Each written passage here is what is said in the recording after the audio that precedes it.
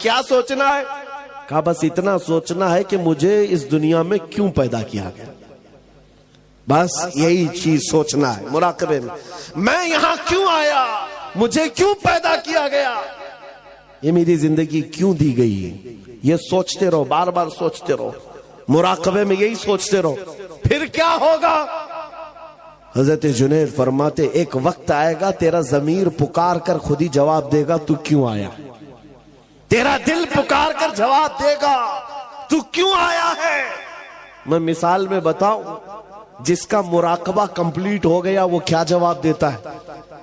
بیٹھ کر کے روزانہ سوچتا ہو میں کیوں آیا، میری زندگی کیوں ملی، مجھے حیات کیوں دی گئی، مجھے کیوں بھیجا گیا، روز سوچتا رہے۔ ایک دن اس کا مراقبہ کمپلیٹ ہوتا ہے تو دل اس کا پکار کر کہتا ہے زندگی یہ نہیں کسی کی کسی کے لیے، زندگی ہے نبی کی نبی کے لیے، نہ سمجھ مرتے ہیں زندگی کے لیے، جینا مرنا ہے سب کچھ نبی کے لیے۔ جس کا مراقبہ کمپلیٹ ہو گیا، تاج الشریعہ نے پکار کر کہا تھا زندگی یہ نہیں ہے کسی کی، ہاں زندگی ہے نبی کی، یہ ضمیر پکار کر خود جواب دیتا ہم کیوں آئے۔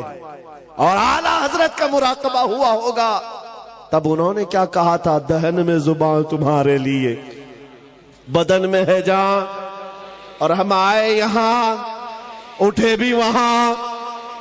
ضمیر پکار کر کہہ رہا ہے ہم اپنے لیے نہیں آئے ہیں یا رسول اللہ، جینا مرنا تمہارے لیے، حضور کے لیے آئے ہیں۔ اسی امام نے کہا تھا لا یؤمن، اسی امام نے کہا الا لا ایمان لمن لا محبت له، اس کا تو ایمان بھی نہیں جس کے سینے میں ان کی محبت نہیں۔ عزیزان گرامی وقار، زندگی کا مقصد سمجھو۔ قرآن میں بھی اللہ فرما رہا ہے فحسبتم انما خلقناکم عبثا، تم کیا یہ گمان کر کے بیٹھے ہو کہ ہم نے تم کو بیکار پیدا کیا ہے؟ اللہ نے کسی کو بیکار نہیں پیدا کیا۔ تم چوک پر، چوراہوں پر، گٹر نالوں پر بیٹھ کر اپنی زندگی کو تباہی پر نہ لے جاؤ۔ تمہارا ایک ایک لمحہ قیمتی ہے نوجوانوں، تمہاری زندگی بڑی قیمتی ہے۔ صحابہ کی زندگی کو دیکھو، اللہ اکبر۔ تمہیں ایسا لگتا ہے کہ ہم کچھ سخت بولتے ہیں۔ ایک گاؤں گیا تھا، کچھ لوگوں کو ڈر لگتا بھی ہے، تو سیکریٹری صاحب تھے گاؤں کے کمیٹی کے، کان میں مجھے کہتے ہیں حضرت وہ تھوڑا سا شہادت پہ وغیرہ بیان مت کیجئے، بچے بہت اکسا ہو جاتے ہیں، بچے بہت زیادہ الگ مائنڈ کے ہو جاتے ہیں۔ میں 1.5 گھنٹہ شہادت پہ ہی بیان کی۔ کہا جس چیز کو تم اپنی قوم سے چھیننا چاہتے ہو میں وہ دینا چاہتا ہوں۔ تمہیں کیا پتا ہے شہادت کی لذت کیا ہے؟ غیروں کے تلوے چاٹنے والوں کو کیا خبر ہے؟ حضور پاک صلی اللہ تعالی علیہ وسلم کی وفا کے لیے جن بچوں نے اگر عزم بھی اٹھایا ہے ان کے حوصلوں کو نہ توڑو۔ بس بات ہم اتنی کرتے ہیں کہ ہم غیر قانونی کام نہیں کرتے، جی ہم غیر قانونی کام نہیں کرتے۔ میں نے آج تک بارہا یہ کہا ہے، پوری دلی سے لے کر ممبئی تک پتہ نہیں کتنی ایجنسیاں بار بار تفتیش کے لیے آتی ہیں، جو بھی کہ کیا خفیہ میٹنگ ہے، خفیہ پلاننگ۔ آج تک ہم نے کوئی سیکریٹ میٹنگ کی ہی نہیں، کوئی خفیہ پلاننگ کیا ہی نہیں، نہ ہی کسی کے مارنے کا، نہ ہی کسی کی پلاننگ کا۔ اس لیے کہ ہم تربیت چھپ کر کے انڈر گراؤنڈ نہیں دیتے، میدانوں میں علل اعلان کہتے ہیں۔ جو بھی بات کر رہے ہیں یہ ممبر پر کر رہے ہیں۔ بات سنو میں کیا کہہ رہا تھا۔ حضور پاک صلی اللہ تعالی علیہ وسلم کے لیے اگر آپ یہ سمجھتے ہو کہ ابھی میری جوانی ہے، میں جوانی میں ابھی عیش کروں گا، آپ مدینے کے اس دولہے کے بارے میں کیا کہو گے جس کی آج ہی شادی ہوئی؟ سیدنا حنظلہ اپنی دلہن کو لے کر گھر آئے ہیں، رات شب عروسی منا رہے، سہاگ رات۔ یہ ایک مرد کے لیے زندگی کی خوبصورت رات کہی جاتی، اس کے ارمانوں کی رات ہے، دلہن کے ساتھ شب وصال میں ہے۔ باہر کسی نے ڈھنڈورا اور ندا دی، یا ایھا المسلمون قال رسول اللہ صلی اللہ علیہ وسلم اذهبوا الى الجہاد فی مرضات اللہ۔ اے مسلمانوں، اللہ کے رسول نے فرمایا ہے جہاد کی طرف نکلو اللہ کی رضا کے لیے۔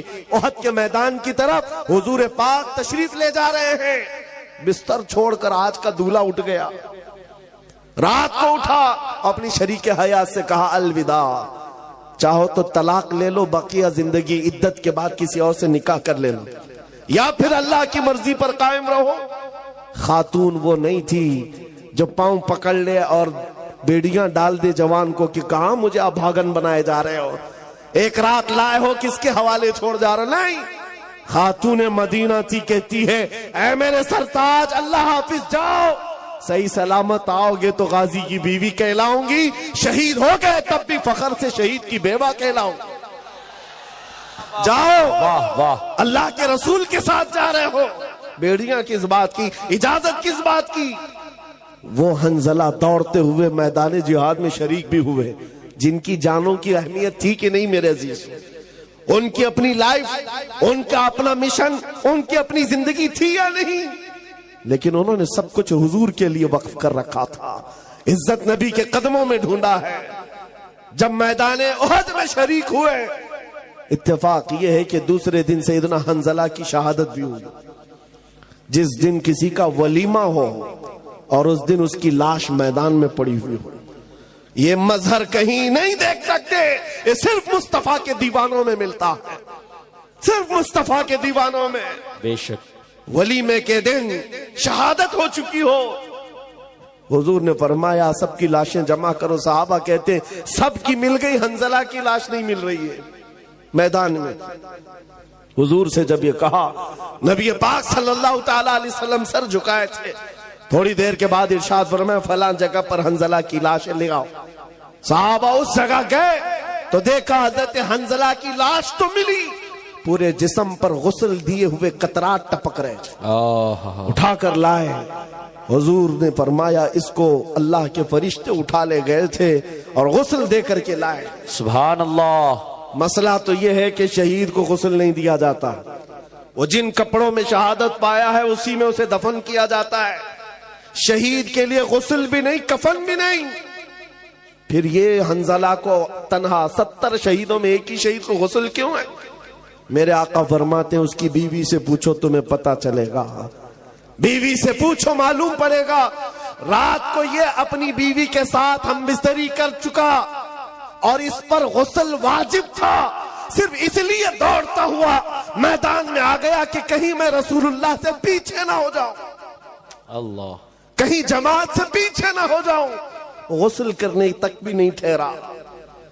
اسی لیے تاج الشریعہ نے کہا زندگی یہ نہیں کسی کی کسی کے لیے، واہ، زندگی ہے نبی کی، نبی کے لیے۔ وہ صحابہ کا معیار ہے، صحابہ کا معیار، ہر ایک صحابی تمہارے سامنے لا کر دکھاؤں، ان کے سامنے اس کے سوا کچھ نہیں ہے۔ اسی میدان احد میں ایک خاتون دوڑتی ہوئی آ رہی تھی، پتہ ہے، جس کا ایک جملہ پوری دنیا میں مشہور ہے، خاتون مدینہ کا ایک جملہ، جن کے بھائی، جن کا شوہر، جن کا بیٹا، جن کا باپ، 4 رشتے شہید ہو گئے تھے۔ اس خاتون کو جب خبر دی گئی تھی تو اس نے پوچھا اللہ کے رسول کیسے ہیں، آمینہ کے لال کیسے ہیں؟ جب بتایا گیا کہ حضور سلامت ہیں تو کیا کہتی، ارونی انظری لئے، ایسے نے خبر مت دو، دکھاؤ مجھے، میں دیدار تو کروں۔ جس کا بیٹا میدان میں شہید ہو چکا ہو، جس کا بھائی لاش کے ساتھ موجود ہو، جس کا شوہر خون میں لت پت ہو، وہ خاتون کہتی ہے آمینہ کے لال کو دیکھ لو۔ دیکھنے کے بعد ایک جملہ کہا تھا، وہ جملہ ہم غریبوں کے لیے ڈھارس ہے۔ میں پڑھتا ہوں اس جملے کو وظیفے کے طور پر، سچ کہہ رہا ہوں، وظیفے کے طور پر، تسبیح کے طور پر۔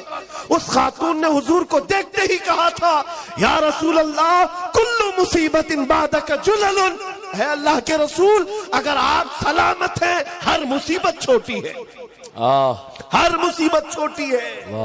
اگر آپ ہیں میرے آقا، میرا چاند سلامت تو پوری کائنات سلامت۔ سبحان اللہ۔ ان کا یہ جملہ آج بھی یاد کرتا ہوں، جب کبھی درد ہو، تکلیف ہو، حضور کی طرف مخاطب ہو کر کے عرض کرتے یا رسول اللہ کل مصیبت بعدک جلل، آقا اگر آپ ہمارے ساتھ ہیں تو ہر مصیبت چھوٹی ہے، ہر ستم، ہر مصیبت گوارا ہے، یا رسول اللہ ایک بار تم کہہ دو کہ تو ہمارا۔